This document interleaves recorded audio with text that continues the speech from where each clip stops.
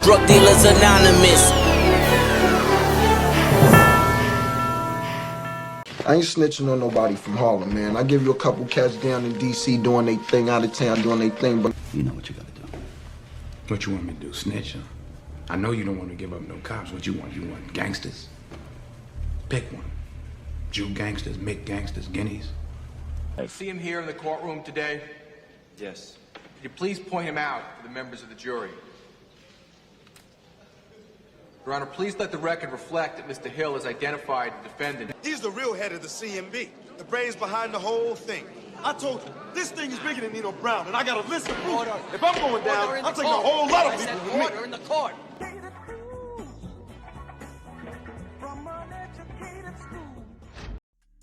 Welcome back to the channel.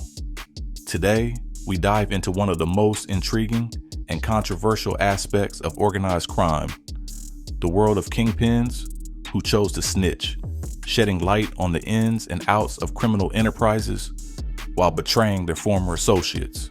In the often brutal and ruthless landscape of the underworld, these individuals made the shocking decision to cooperate with authorities, often for reduced sentences or immunity. Join us as we examine the lives, crimes, and betrayals of the top 5 kingpins who became informants: Alberto Alpo Martinez, Sammy the Bull Gravano, Frank Lucas, James Whitey Bulger, and Leroy Nicky Barnes. At number 5, we have Alberto Martinez, born on June 8, 1971, in Harlem, New York. Known as Alpo, he rose to prominence in the drug trade during the 1980s. He became a notorious figure in the crack cocaine epidemic, known for his ruthless business approach and connections within Harlem. Alpo gained fame and wealth as a dealer, but his downfall began in the early 1990s when he was implicated in a series of violent crimes, including murder. In 1991, facing life in prison, Alpo made the decision to cooperate with authorities, providing key information about his associates in the inner workings of the drug trade. His testimony led to the conviction of several high-profile dealers' operations, which included the DC Enforcer and Wayne Perry. He painted a vivid picture of criminal activity, but it also earned him the label of a snitch in the eyes of many, contributing to his eventual isolation upon release. Alpo relocated and even tried to revive his persona in Harlem, but the shadow of his past decisions loomed large and was killed in Harlem on Halloween night in 2017. I don't promote nothing of being a rat, government witness, and I don't promote that. I promote you do what you got to do for you. I did what I did for me, and I walk in my truth. I walk in my truth. I'm not promoting you got to go tell, you got, nah. I did, even with telling like you say I did, and which I did, do you. Because the code of the streets, that's where you're going to get f***ed up at, because there is no code. Because what code is it that you kill your mother, a nigga mother, because you trying to get at him? I didn't live by that code. At number 4, we examine Samuel Sammy the Bull Gravano. Born on March 12, 1945 in Brooklyn, New York, Sammy grew to become underboss of the Gambino crime family and was a key player in the New York mafia scene. Gravano's involvement in organized crime can be traced back to the late 1960s, and he quickly established himself as a feared enforcer within the Gambino family. Initially supporting infamous mob boss John Gotti, Sammy was embroiled in a life filled with racketeering, drug trafficking, and murder.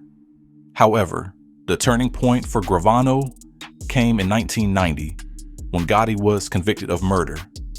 In 1991, facing a possible 25-year sentence due to his own criminal activities, Gravano chose to cooperate with federal authorities. His testimony was pivotal in bringing down Gotti and the Gambino crime family. Gravano's decision to turn informant shocked the mafia world and has since led to countless discussions about loyalty, betrayal, and consequences in the realm of organized crime.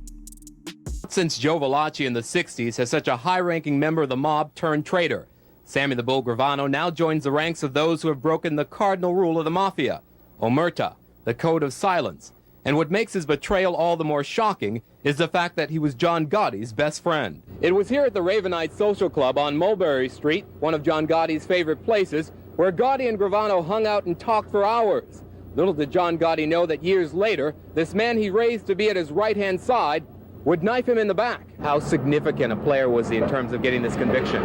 Well, he was probably the most important ingredient of all outside of the tapes, because of the fact that here you had a man who was directly appointed by John Gotti as his underboss, as his number one aide, who turned against the Dons. Our country is sick to the core if it is willing to pay for testimony by literally absolving a person of 19 confessed murders.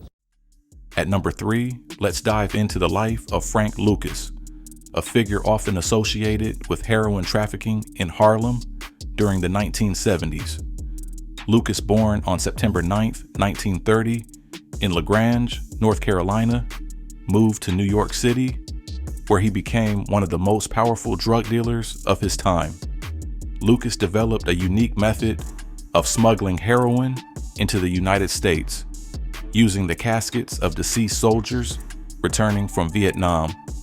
His operation flourished, earning him millions and allowing him to live lavishly.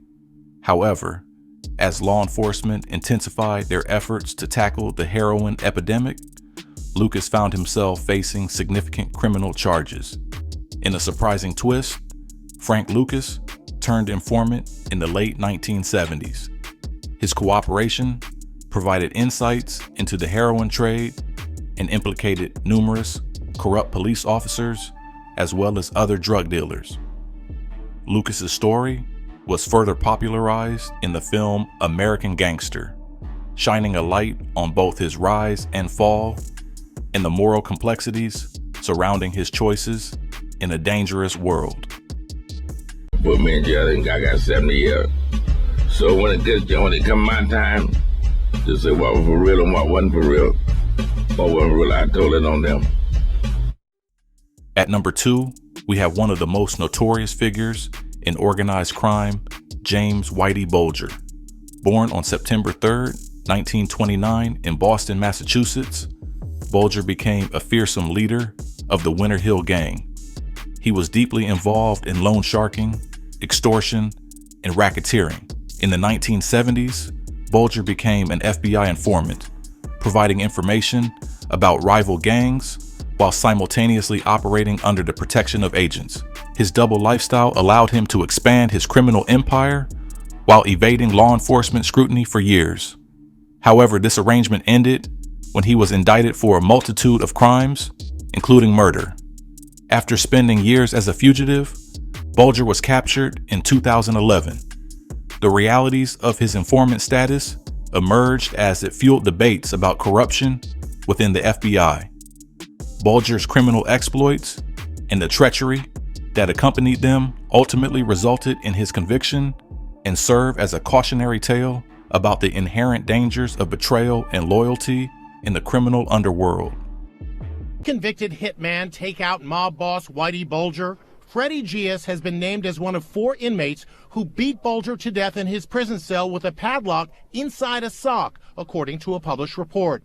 The beating was so savage, 89-year-old Bulger was unrecognizable when his body was found.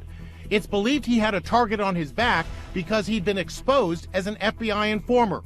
Freddie hated rats, one source says. He's serving life for a gangland slaying and reportedly didn't dispute his role in Bulger's killing. Bulger's killers were seen on surveillance tape entering his cell around 6 a.m., moments after the cell was unlocked for breakfast. The killers reportedly tried to cut out his tongue and gouge out his eyes. Traditional payback for an informer. Finally, at number 1, let's explore the life of Leroy "Nicky" Barnes, who became a central figure in the heroin trade in New York City during the 1970s. Born on October 15th, 1933 in Harlem, Barnes emerged as a powerful drug lord, running a vast heroin empire that capitalized on the addiction crisis rampant within urban communities. Also known as Mr. Untouchable, Barnes became a notorious name throughout Harlem and beyond, known for his extravagant lifestyle and dynamic strategies in the drug trade. However, the law eventually caught up with him in the late 70s, leading to his arrest and a life sentence. In a shocking turn of events in the mid-1980s, Barnes turned informant after he learned that some of his associates were sleeping with some of his women.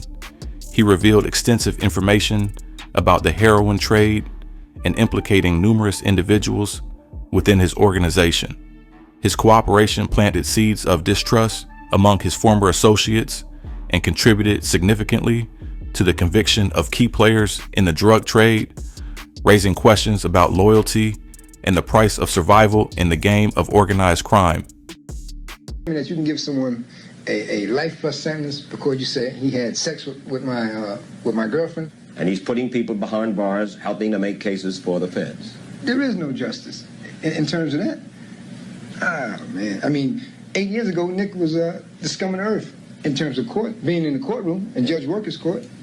And then 3 years ago, he became Robin Hood because he was telling him. Thank you for joining me on this journey through the lives of these top 5 kingpins who chose to snitch. Each of their stories propels us into a world of crime and consequences, leading to deeper reflections about the nature of loyalty and the price of betrayal. Let me know in the comments who you think is the biggest snitch, and don't forget to hit that like and subscribe button. Again, thanks for watching.